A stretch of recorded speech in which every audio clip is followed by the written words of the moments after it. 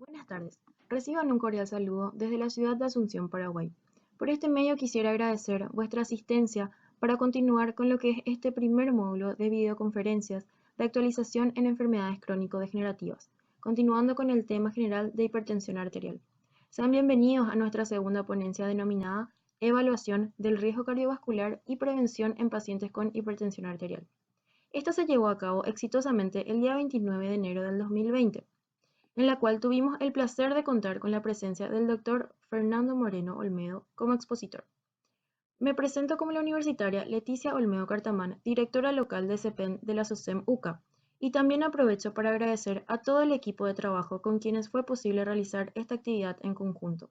En especial agradezco a la directora del Comité Permanente de Educación Médica de la Federación Latinoamericana de Sociedades Científicas de Estudiantes de Medicina, la universitaria Ángela Calizaya Pineda, por la ayuda brindada y por estar atenta a cada detalle.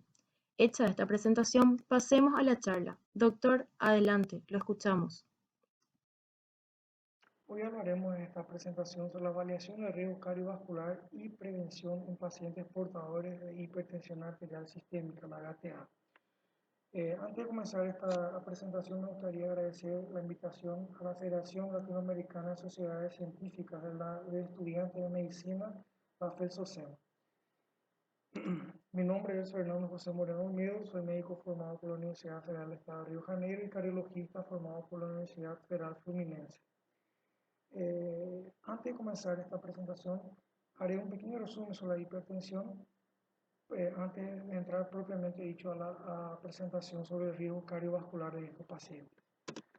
La hipertensión arterial sistémica es considerada una condición clínica multifactorial caracterizada por un nivel elevado y sustentado de la presión arterial, asociada frecuentemente con alteraciones funcionales y estructurales de los órganos diana, sea corazón, cerebro, riñones y los vasos sanguíneos, y las alteraciones metabólicas. Como resultado tenemos el aumento del riesgo de eventos cardiovasculares fatales y no fatales.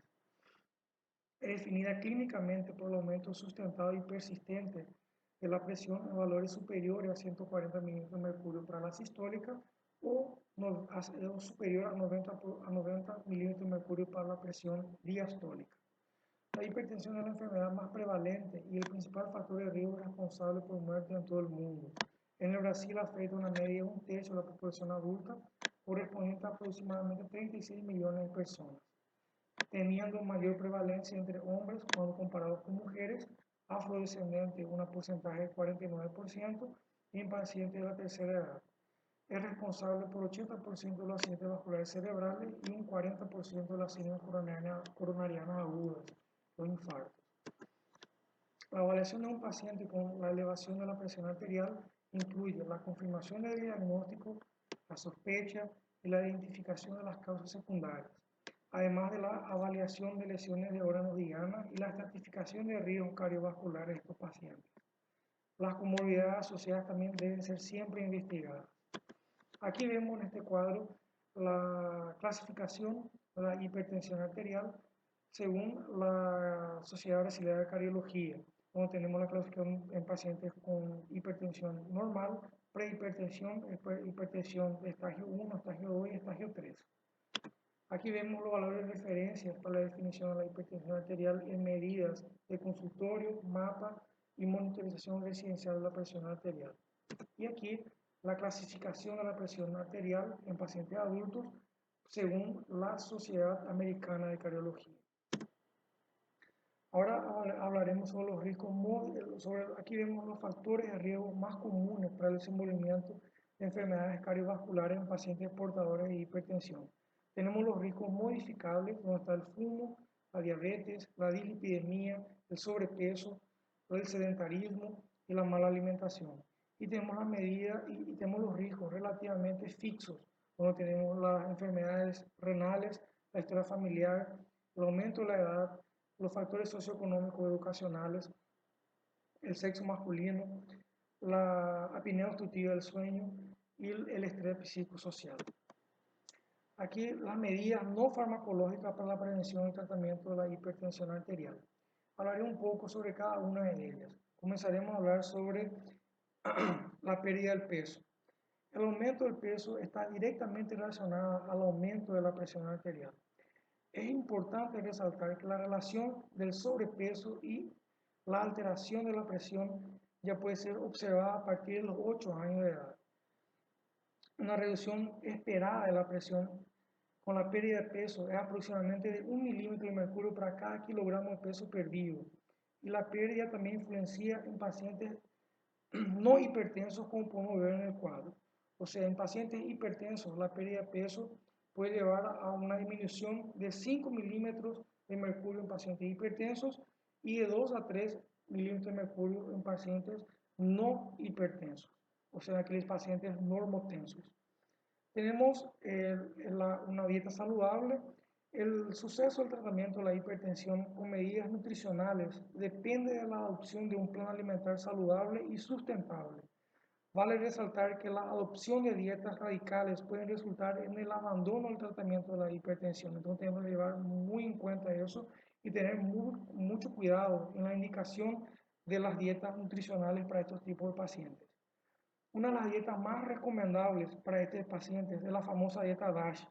Es una medida dietética contra la hipertensión arterial. Es una dieta rica en frutas, hortalizas, cereales integrales, carnes blancas, evitando de esta forma las gorduras totales y saturadas, como también los azúcares. Existen otras dietas famosas también con comprobado efecto en la reducción de la presión arterial, como es la dieta del Mediterráneo y la dieta vegetariana, también comprobadas para la reducción de la hipertensión arterial. La dieta DASH lleva a una reducción de la presión arterial en pacientes hipertensos en torno de 11 milímetros de mercurio y de 3 milímetros de mercurio en pacientes no hipertensos. La reducción del consumo del sodio. Ya sabemos a mucho tiempo que la ingestión aumentada de sodio lleva al aumento de la presión arterial. El límite del consumo diario de sodio de 2 gramos día está asociado a la disminución de la presión arterial. Y según la Sociedad Brasileña de Cardiología, estima que el consumo de sodio por cada brasilero es en torno de 11 gramos día, o sea, mucho superior a lo recomendado por la sociedad. Realizando la disminución del consumo de sodio en metas diarias ya citadas, el paciente con hipertensión puede disminuir la presión en torno de 5 a 6 milímetros de mercurio. Tenemos también el aumento del consumo de potasio. La ingestión de potasio está asociada a la disminución de la presión arterial. Y la suplementación del potasio tiene un efecto hipotensor en pacientes con hipertensión moderada.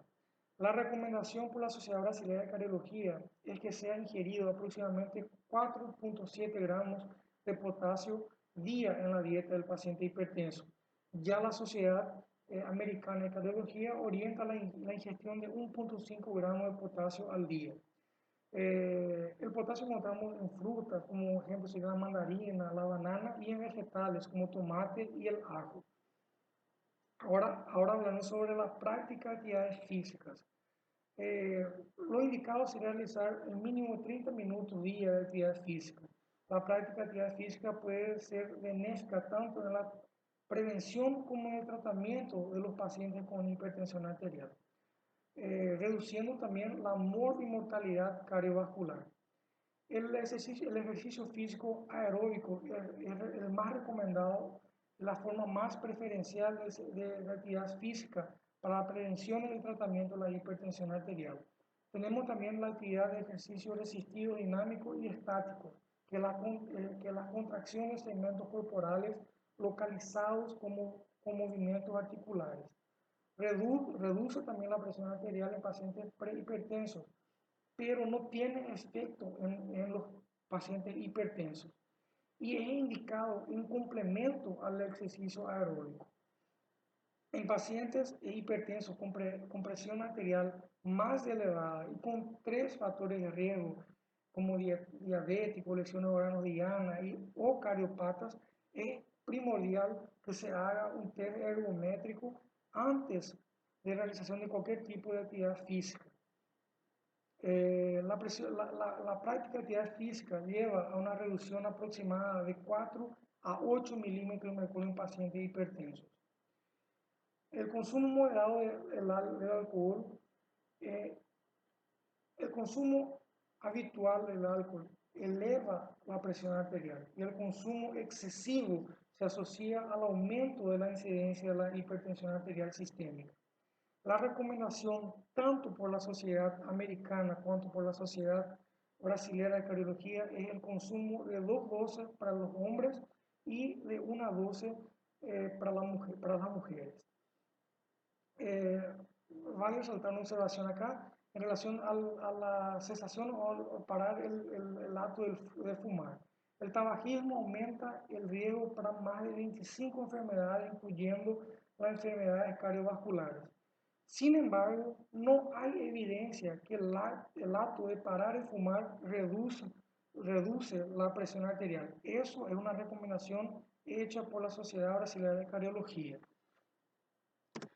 En este tópico vemos las evidencias de la actividad física en la reducción de la presión arterial, como ya citaba en previo slide. La actividad física diaria, como ya dije, lo indicado sería 30 minutos diarios durante 3 veces a la semana o idealmente 5 a 7 veces a la semana.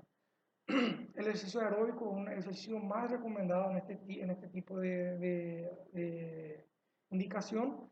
Y también tenemos el ejercicio resistivo dinámico, que debe ser un complemento al ejercicio aeróbico y reduce de 3 a 4 milímetros de mercurio la presión en pacientes prehipertensos, pero no reduce la presión en pacientes hipertensos.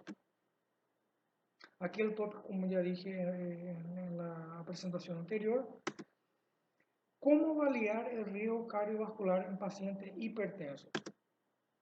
Hablaremos ahora sobre la estratificación de riesgo cardiovascular adicional. Esta tabla es indicada por la Sociedad Brasileña de Cardiología para la estratificación de riesgo en pacientes hipertensos de acuerdo con los factores de riesgo adicionales, la presencia de lesiones órgano diana y las enfermedades cardiovasculares o renales. Utiliza la clasificación de la hipertensión arterial junto con los factores de riesgo presentados por estos pacientes. Vale resaltar que todos los pacientes, por más que tengan una presión limítrofe, pero que presentan lesiones de órganos diana, ya tienen enfermedades cardiovasculares o enfermedades renales crónicas o diabéticos, automáticamente se posicionan en riesgo muy alto, un alto riesgo.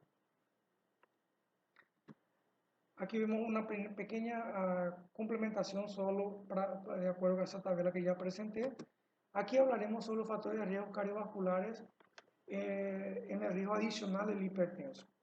Donde encontramos los factores de riesgo son el sexo masculino, para los hombres una edad, también tenemos, disculpe, la edad, donde el hombre superior a 55 años, mujeres superiores a 65 años, la historia de enfermedades cardiovasculares prematuras en parientes de primer grado, como en hombres abajo de 55 años o mujeres abajo de 65 años. El fumo, la dislipidemia, como el colesterol total superior a 190, el LDL colesterol superior a 115 y el HDL colesterol inferior a 40 para los hombres o inferior a 46 para las mujeres, el triglicéridos superior a 150, la resistencia insulínica y la obesidad o el sobrepeso.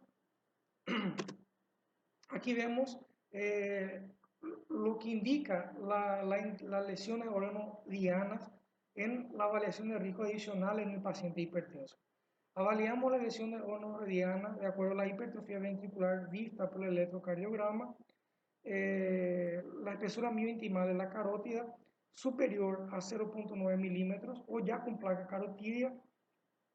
Vemos la velocidad de onda de pulso carótido femoral superior a 10, el índice tornozelo braquial inferior a 0,9, la enfermedad renal crónica ya en estadio 3, la albuminuria entre 30 a 300 y 324 horas o la relación albumina-creatinina urinaria de 30 a 300 miligramos. Aquí vemos las enfermedades cardiovasculares y renales para la evaluación del riesgo adicional en pacientes hipertensos. Tenemos las enfermedades cerebrovasculares, donde incluye el accidente vascular cerebral encefálico o hemorrágico y el ataque isquémico transitorio. Las enfermedades de la arteria coronaria, como la angina estable, la instable, propiamente el infarto dicho, el infarto del miocardio, y pacientes revascularizados, como sea de forma percutánea o cirúrgica, la insuficiencia cardíaca con fracciones de eyecciones normales o reducidas, y la enfermedad arterial periférica sintomática de los miembros inferiores, como también la enfermedad renal crónica en estadio 4 y la retinopatía avanzada hemorrágica, exudato o papiledema. Aquí hablaremos sobre la estratificación del riesgo cardiovascular global. En este caso, la Sociedad Brasilera de Cardiología nos recomienda avaliar estos pacientes en 3 etapas. Hablaré esas 3 etapas cada una ahora. La primera etapa es la estratificación de la enfermedad aterosclerótica y sus equivalentes. Esta primera etapa es para identificar la presencia de enfermedad aterosclerótica clínicamente o forma subclínica de sus equivalentes como la diabetes mellitus y la insuficiencia renal. Si positiva, el paciente ya se clasifica como alto riesgo por el alto riesgo de presentar un primero o un nuevo evento cardiovascular en 10 años, que es superior al 20%. Aquí vemos la definición de la enfermedad aterosclerótica y sus equivalentes, donde tenemos la enfermedad aterosclerótica clínicamente evidente, donde está la enfermedad coronaria, cerebrovascular o obstructiva periférica. La aterosclerosis subclínica significativa, documentada por método diagnóstico, los procedimientos de revascularización arterial, la diabetes sea el tipo 1 o tipo 2, la enfermedad renal crónica y la hipercolesterolemia familiar.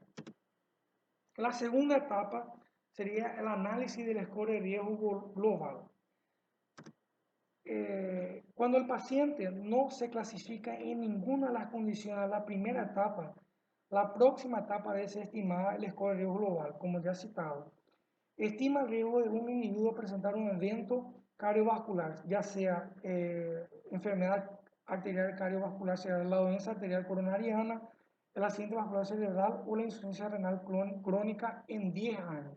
Aquí la Sociedad Brasileña de Cardiología utiliza este punto de score separando hombres y mujeres. En los puntos de score para las mujeres avaliamos la edad, el HDL, el colesterol total, la presión arterial sistólica no tratada, la presión arterial sistólica tratada, el fumo y la diabetes, llegando a los puntos y avaliando los riesgos de acuerdo a los porcentajes alcanzados.